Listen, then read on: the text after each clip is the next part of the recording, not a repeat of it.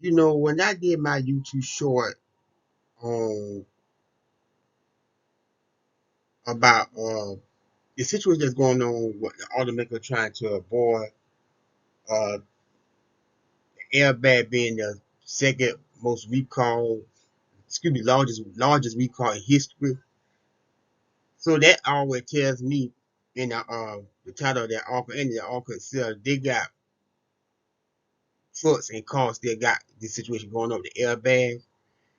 And no, it did not disappoint because this article come out December the 20th from the Guardian. So Toyota recalled 1 million cars over defect that could cause airbag not to deploy. You know, let me just say this. You know, going back to the consumers who push these cars. Nobody don't ask for these problems.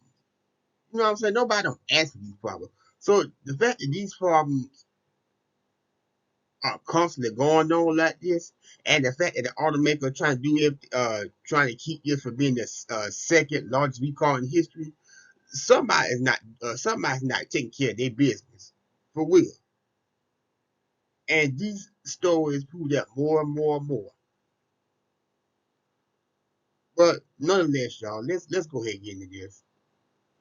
So Toyota Motor Company said Wednesday it is recalling 1 million vehicle over defect that could cause airbag not to implode, increasing a risk of injury. The recall covers a range of Toyota and Lexus vehicles in the U.S. with the model year from 2020 to 2022, including the recalled Toyota Avalon, Camrys, Highlanders, RAV4, Finis, and Corliss, plus some hybrid of those models. So the next model is recalled include the ES 250 Southern and the RX 350 SUV, among others. The vehicle began recalling have sensor in front of the passenger seat that may have been manufactured improperly. There you go. There you go, y'all. There you go. Bingo was his name. Oh, there you go.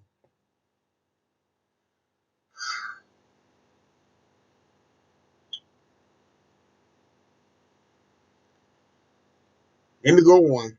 I want to say something. Let me go on. Those sensors could potentially short circuit, causing an airbag system not to determine the occupant's correct weight and potentially not deploy in certain kinds of crash. Toyota and Lexus dealer will inspect the occupant classification system or OCS sensor and then will place them if necessary at no cost to the owner. Toyota will notify the customer by the mid of February of 2024 if their car are in the recall. Toyota owner who think their car might be included in the recall can call. Okay, I will put a link to the article in the description anyway, but they give the number that y'all can call. And for lesser vehicle owner, they give the number to call for that vehicle as well. So let me just go down a little bit. It is the third majority recall Toyota in recent months, excuse me, major recall in recent months. A report from CBS News said in November the company recalled 1.9 million RAV4 sport utility vehicle in the U.S. because the battery can shift during sharp turn and potentially cause a fire. You go from one problem to another. How typical. The automaker recalled more than 700, excuse me, 700, 7,000 Toyota Highlander SUV on 26 October 26 to replace the mounting tab that hold the front bumper cover assembly in place. According to the company release, even in a minor impact will cause the assembly to fall off in creating a potential hazard to the driver.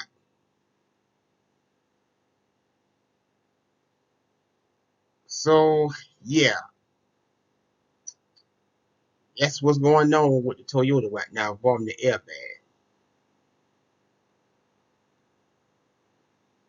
Look like two problems. Like they talking about more than one problem in this article. But before I end this video, let me just say this. You know what? Nobody don't. You know what? I actually do think these people who out here who got these cars. Nobody don't ask for. You know what? It's bad enough that we live in a time period where things are inflated. That bad enough.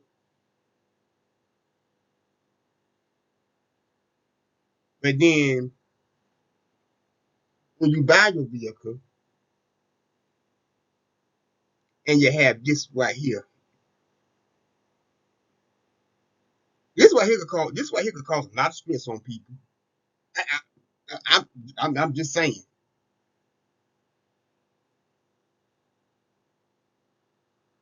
because even when you get past the part you buying these cars, then you got to worry about different variety of problems like this. Because the airbag is one piece of the problem. You got other problems that I don't talk about on my channel before, like these cars abruptly catching on fire. These cars get the car back for engine failure. Uh,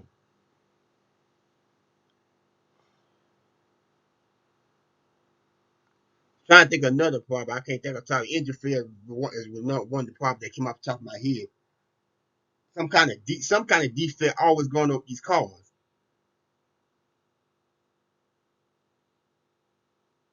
So I get it. I get it. When you have a car for something amount of time, you will have some problems. I'm not naive to that. But let's be real. These cars nowadays have some problem, and these people don't even have these cars that long. So when you got situations like that, you got a problem. That's how I see it. You got a problem. Some of these problems that these cars have on a normal scale, you don't have some of these problems that you see in the news. You normally don't have these problems if you have a car for a good, like, I would say a good 5 years, at least 5 years. These people don't even have their car for a year before they start having all kind of problems. Some of them barely had their car for 2 years before they start running all kind of problems. So I really don't know what to say at the point, but it just old problems that never went away in the first place. That's what it is. That's the best I can sum it up. They are old problems that never really went away. They may die down for a little bit, or they may die down for a good couple of years if you're lucky to get that much. But they will never go away because these problems are constantly come up constantly. And you think I'm lying? Go research, go look up these car problems yourself. You see exactly what I'm talking about. It's the same old issues. You may want to a different issue time to time, but majority of the time it's the same old thing.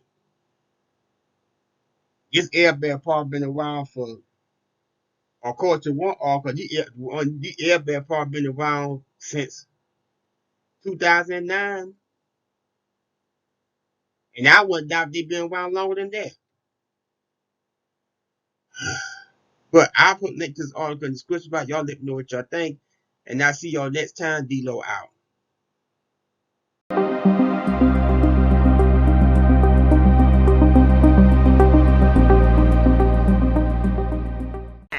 What's wrong with all of you?